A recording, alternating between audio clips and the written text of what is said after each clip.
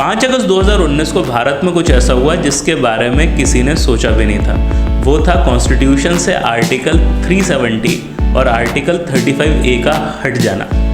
Hello friends, welcome to खबरी specials और मैं हूं प्रभात पोद्दार। और आज हम बात करने वाले हैं एक ऐसे विषय पे जिसके बारे में शायद आप लोग बहुत इंटरेस्टेड होंगे, वो है आर्टिकल 370।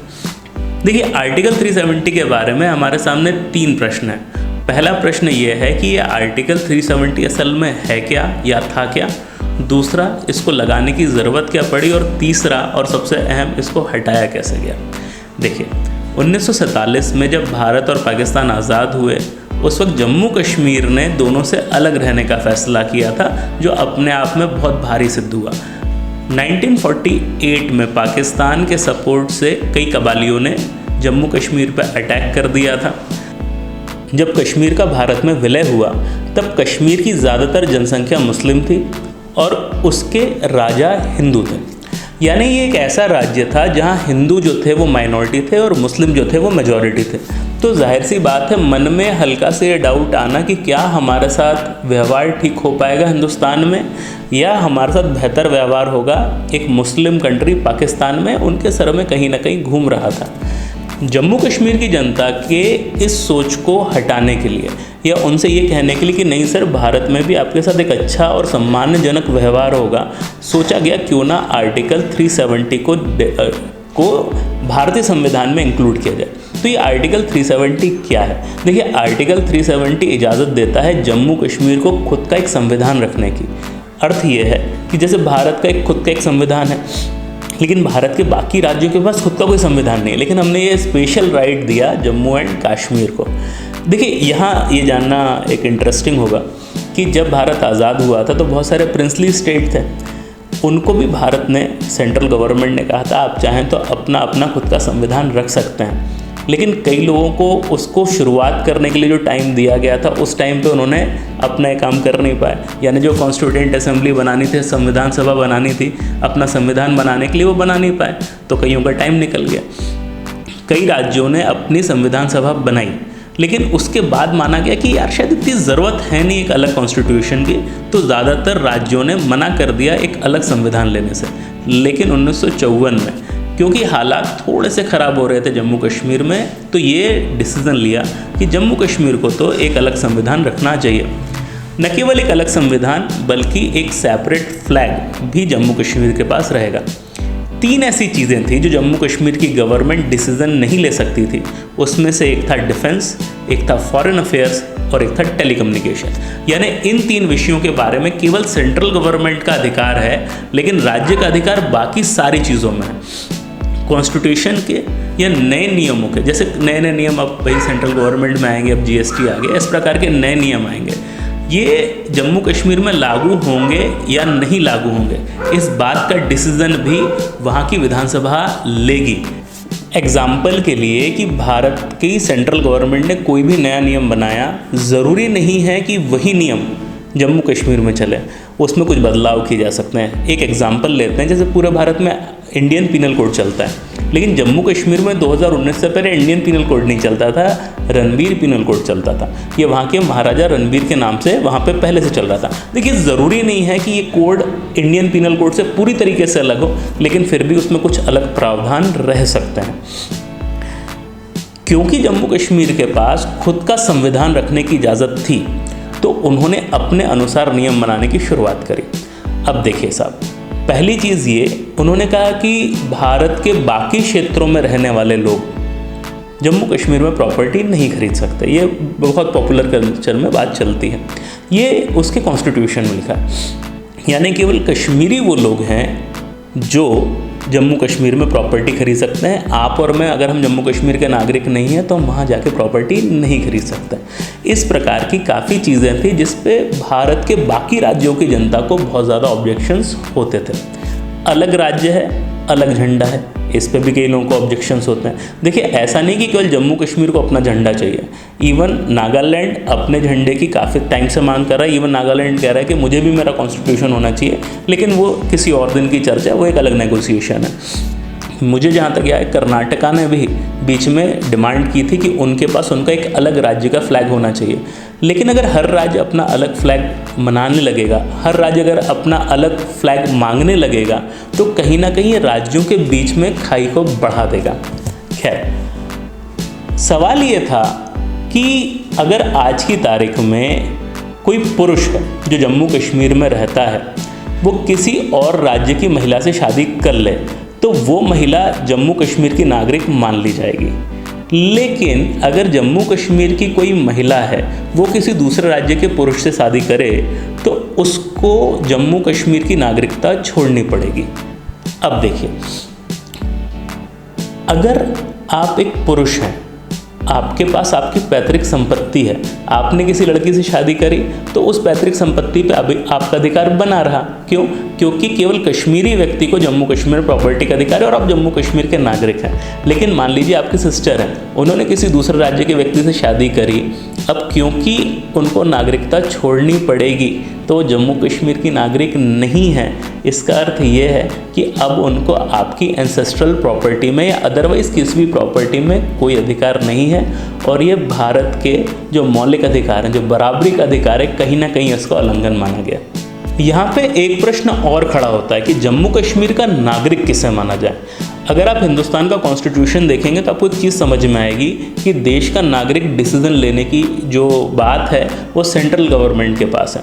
यानी देश की नागरिकता से संबंधित कोई भी नियम कायदे बनेंगे तो वो कहाँ बनेंगे? वो सेंट्रल गवर्नमेंट के बनेंगे। राज्य सरकार के पास ऐसी अनुमति नहीं है।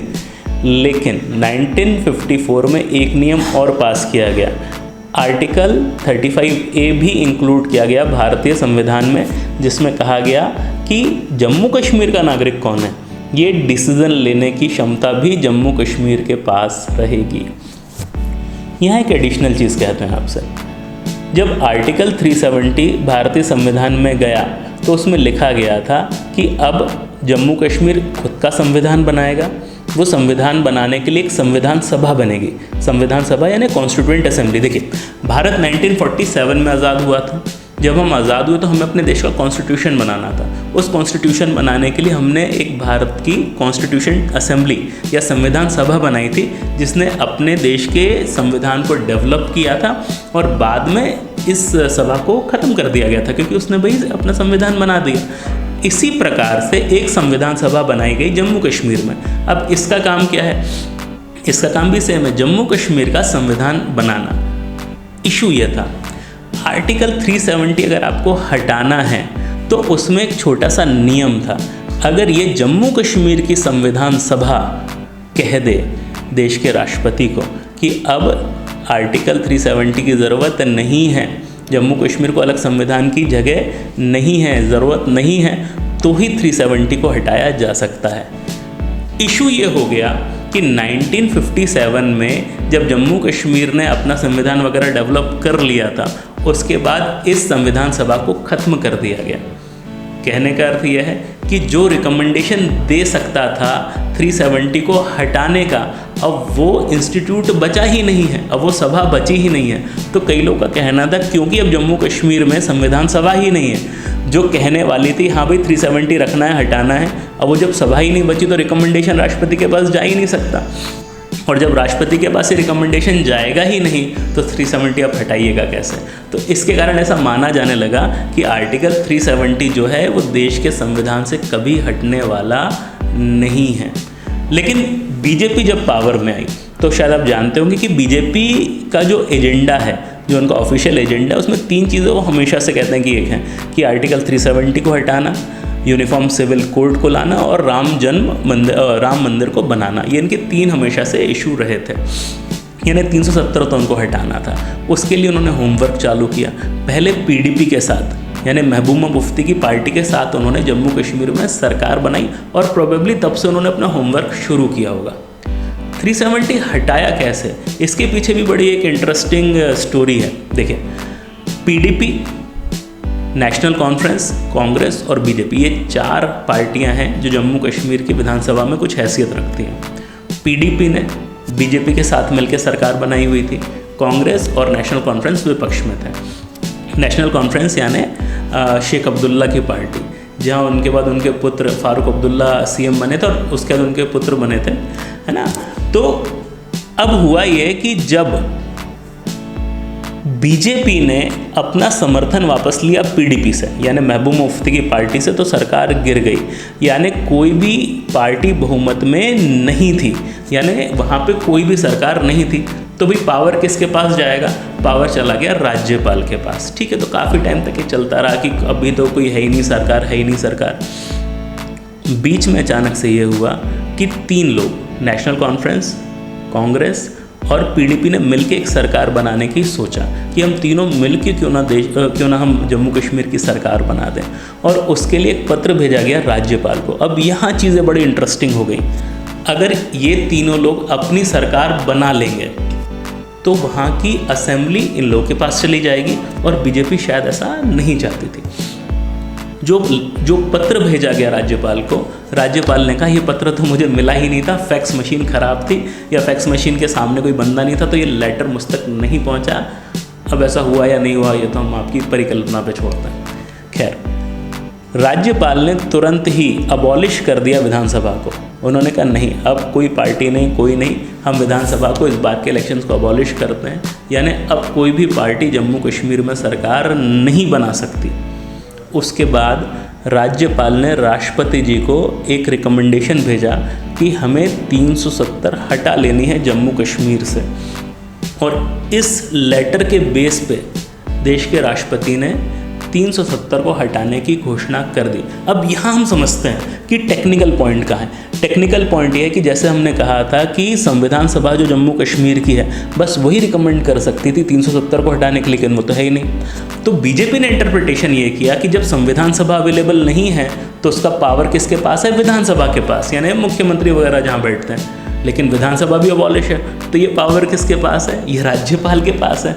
यानी इनडायरेक्टली राज्यपाल अब रिकमेंड कर सकता है 370 और 35A वगैरह हटाने के लिए। जबकि दूसरी पार्टियों का कहना है कि जो संविधान सभा है केवल उसके पास ये पावर था कि 370 हटाया जा सके, तो जब वो इंस्टीट्यूट है ही नहीं तो रिकमेंडेशन जाना गलत है। करीबन 23 याचिकाएं सुप्रीम कोर्ट के पास गई हैं, जिस पे कहा जा रहा है कि ये असंवैधानिक रूप से 370 हटाया गया है। देखिए, इस पे निर्णय लेना तो सुप्रीम कोर्ट का काम है कि ये संवैधानिक रूप से हुआ है या नहीं हुआ है, ये तो बड़े बड़े वकील आपस में लड़ेंगे। लेकिन ये थोड़ा सा मुश्किल है कि ये 370 को वापस ला पाएँ। देखिए, कहीं ना कहीं यही कारण था कि राज्य को भी रिकन्स्ट्रक्ट किया गया। जम्मू कश्मीर को राज्य से हटा के उन्होंने 2 यूनियन टेरिटरीज में बांट दिया। लद्दाख अलग कर दिया, जम्मू कश्मीर अलग कर दिया। अब लद्दाख तो वापस जम्मू कश्मीर का हिस्सा होने से वैसे ही मना कर देगा, यानी कि एक एडिशनल फैक्टर है जो 370 को वापस लाने से रोकेगा। एक पॉइंट और कहा गया था। देखिए, उन्होंने कहा था 370 जब तक नहीं हटेगी जम्मू कश्मीर का विकास नहीं होगा। इसका लॉजिक क्या है? तो बीजेपी का ये कहना है कि मान लीजिए आज कोई भी रिलायंस है, वो फैक्ट्री लगाना चाहता है जम्मू कश्मीर में, लेकिन उसको ज़मीन खरीदने का तो अधिकार ही नहीं है।